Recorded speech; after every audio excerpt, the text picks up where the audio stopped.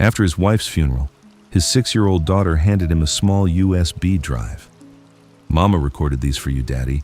She said give it to you someday. I think today is that day." That night, Ryan plugged it in. Heard a side of his wife's life he had never heard before. Not from a memory, not from a dream. Her actual voice, warm, tired, still loving him. "Hi, Ryan. Today Ethan scored his first goal. You would have laughed so hard." There were 47 recordings. The last one was never supposed to exist, spanning 11 years. He had been in the same house for all of them and had missed every single moment. Stay with me, because the last recording she ever made will change how you live tomorrow. Ryan Mitchell was not a villain. That's what makes this story so painful. He wasn't cruel. He didn't drink. He never raised his voice. By every external measure, he was a good man. At 26, he started a small tech startup in Austin, Texas with a laptop, a credit card, and a dream. At 30, he had 35 employees. At 34, he had offices in Austin, Chicago, and Seattle. Every milestone felt like proof that the sacrifice was worth it, proof that he was building something real, something his family would one day be proud of. His wife, Sarah, understood. She always understood. When he missed Ethan's 5th birthday, she smiled and said, "We saved you cake. It's in the fridge." When he forgot their anniversary 2 years straight, she just said, "It's okay, Ryan.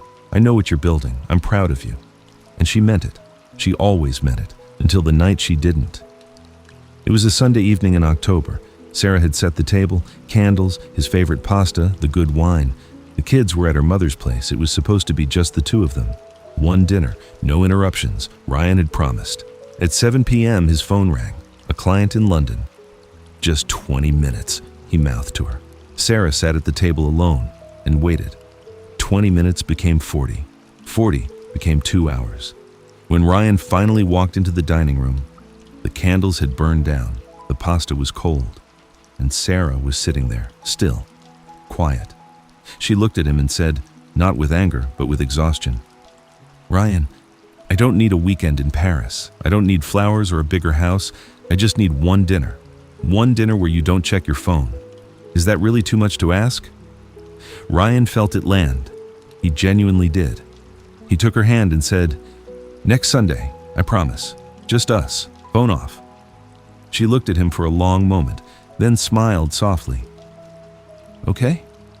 Next Sunday." Next Sunday never came. It was a Thursday afternoon. Ryan was in a board meeting in Chicago when his phone buzzed, an unknown number. He ignored it. It buzzed again. Then his assistant knocked and opened the door. Her face said everything before her words did. Sarah had been driving home after picking up Lily from dance practice. A distracted driver ran a red light at 47 miles per hour. Sarah never made it to the hospital. Ryan flew home in complete silence, 3 hours in the air, staring at nothing, replaying the last thing he had said to her that morning before leaving for the airport. "Don't wait up." Those were his last words to his wife. Don't wait up. 4 days after the funeral, Lily climbed onto his lap and pressed a small USB drive into his hand. "Mama recorded these for you, Daddy. She said give it to you someday. I think today is that day." That night after the kids were asleep, Ryan sat alone at his desk and plugged it in. 47 audio files, the oldest dated 11 years ago. He pressed play. "Hi, Ryan. Ethan said his first word today. It was light. He kept pointing at the lamp and saying, 'Light, light, light.' I laughed until I cried. I tried calling you, but you were in a meeting, so I'm just saving this for you." He listened to all 47. Ethan's first goal. Lily's first day of school. The night Sarah was scared and talked herself calm. The Sunday she sat alone at a table with cold pasta and still found something kind to say about him. And then, the last recording. Dated 3 weeks before she died. Her voice was quieter now, softer. "Ryan, I've been recording these for years and I still don't know if you'll ever hear them, but I want you to know. I never stopped believing you'd come back to us, not to the house. You were always in the house, but back to us and Ryan. If you're listening to this, it means I'm gone. And if you're finally listening, then maybe you're finally home.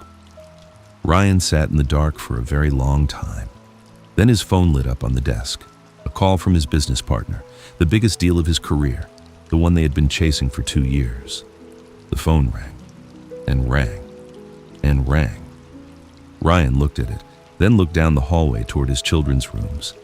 And for the first time in his adult life, he let it ring. You will never get a warning.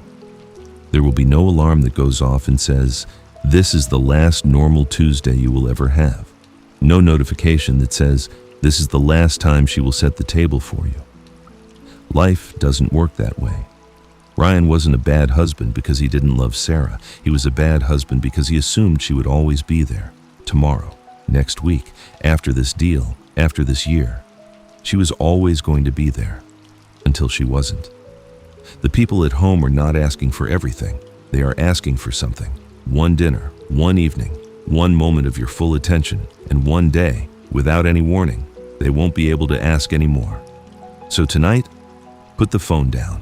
Close the laptop, walk into the room where your people are, and just be there, before the only thing left is a recording of a voice you took for granted.